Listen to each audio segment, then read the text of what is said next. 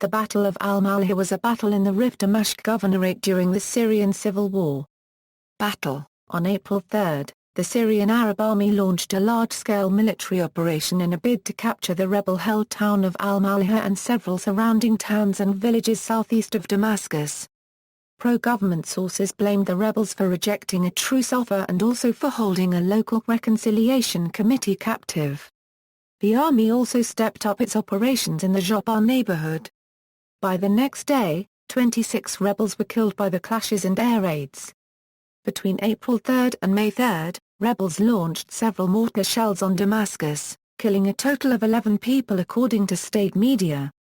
On April 13, it was reported that the army took control of areas on Al-Malihah's edges, while the town suffered heavy bombing for 10 consecutive days.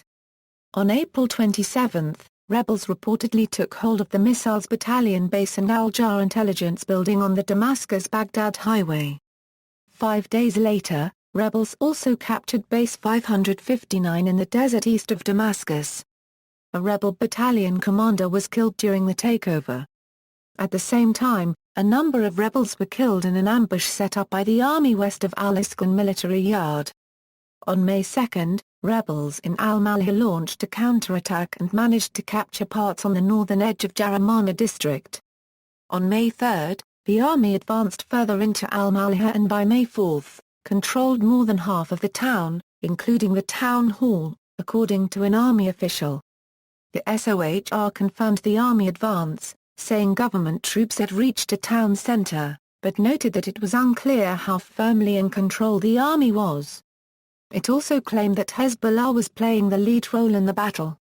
Meanwhile, 3 soldiers were reportedly killed by a car bomb in southwestern Damascus. On May 5, a large number of rebels from Douma arrived on the outskirts of Al-Malihah and reportedly engaged government forces. On July 16, it was reported that the Al-Nusra Front detonated a suicide car bomb followed by heavy clashes in an attempt to lift the army siege of hundreds of rebels in Al-Malihah. According to the SOHR, 10 soldiers were killed by the blast. On August 14, the Syrian army and Hezbollah took full control of the town, while the military continued to pursue insurgents in the fields north of Al-Malihah. 500 rebels managed to withdraw towards the center of East Fouta, while 150 rebel fighters were killed in the retreat.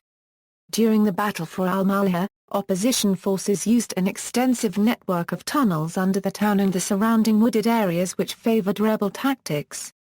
This resulted in the slow pace of the government forces' advance during the 4 months of fighting. The tunnel network was considered to be one of the most complex networks found in the war. After the town fell, the military planned to use it as a springboard to advance into the rest of the eastern Fouta region. The capture of Al-Malihah was followed by a new army offensive later that month. References